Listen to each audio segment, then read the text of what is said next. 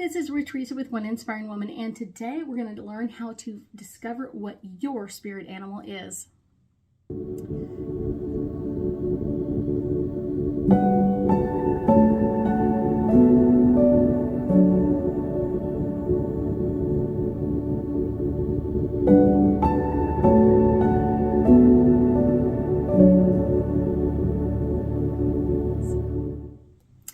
That's right. Everybody has like a spirit animal, and some people kind of know it really early, and then other people are like, I don't even know which one I'm attracted to or which animal.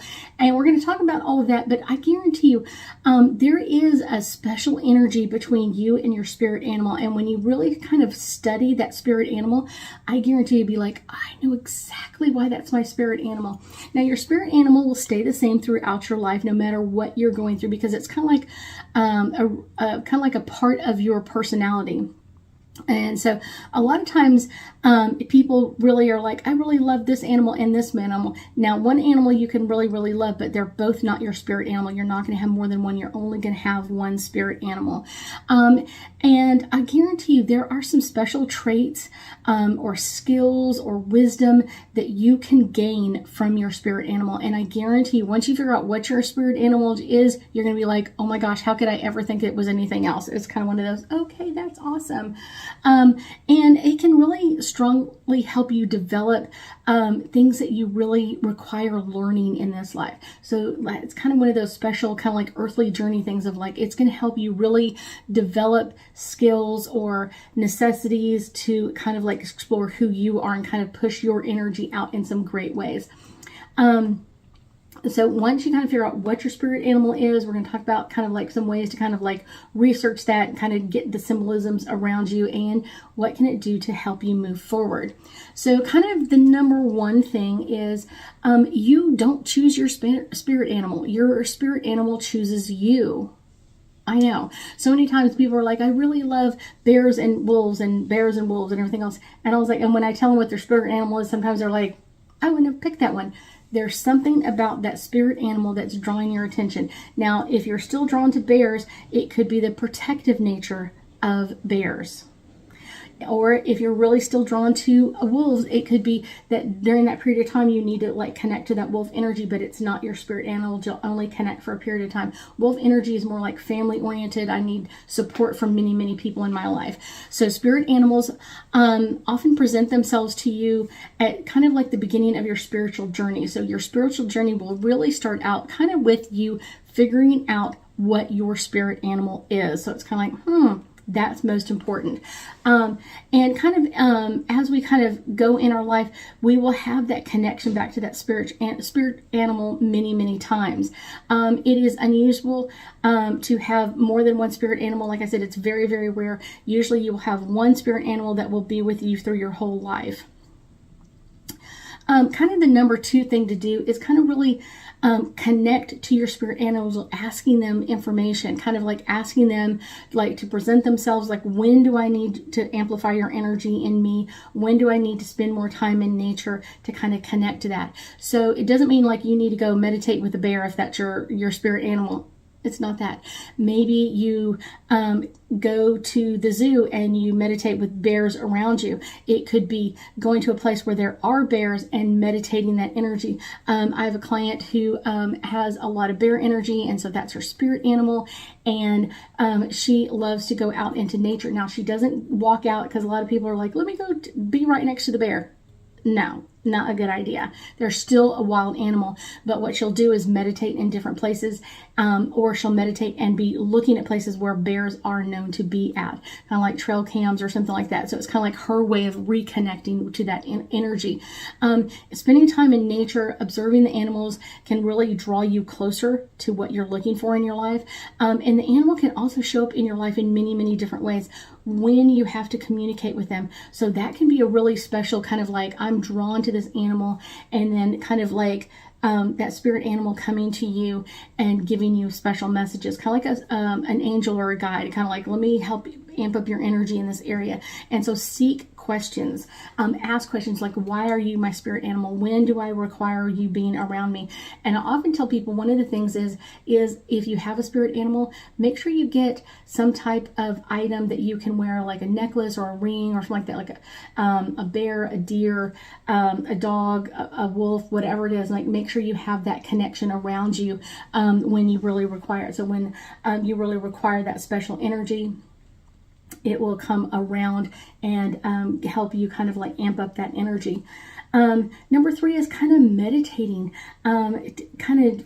taking time to meditate with that animal. So like I said, if you've got a picture or an image of it in front of you, and meditate with that, or go to a place where they're known to be, the zoo, wherever it is, and meditate while you're there, taking that time, or even like a trail cam. Like, I think that was a really cool one. When she told me that, I was like, I would have never thought of that.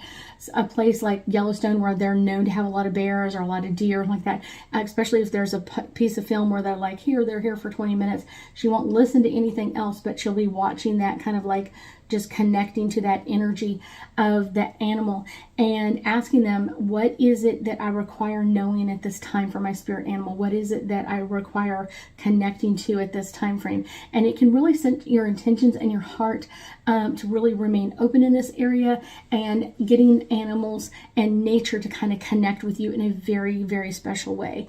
Kind of number 4 is kind of like a way to kind of like dream about them. You can dream about your spirit animal coming to you in a dream and talking to you, protecting you. The first time I saw my spirit animal, I had dreamt about them many, many, many times, but the first time I did, I was at a Native American ceremony, and they came up to me, and it was just like, oh my gosh, they were here.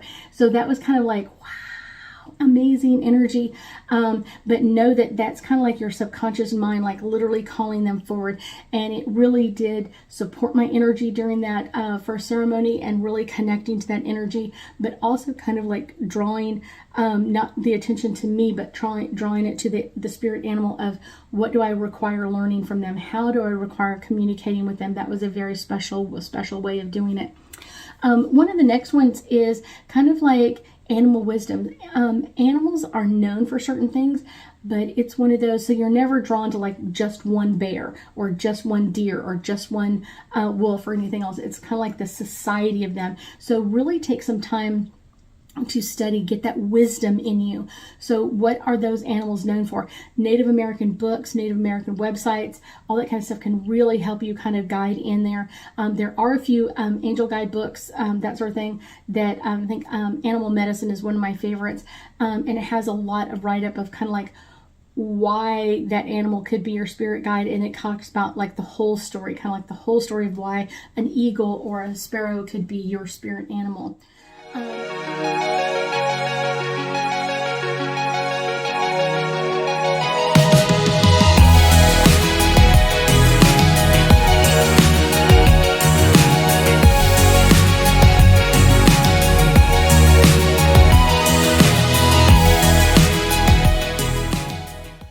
Finding the right spirit animal is really important to do that. And like I said, once you find them and you kind of really study their aspects of their personality, traits of that animal, you'll really see where that fits in your life in many, many different areas.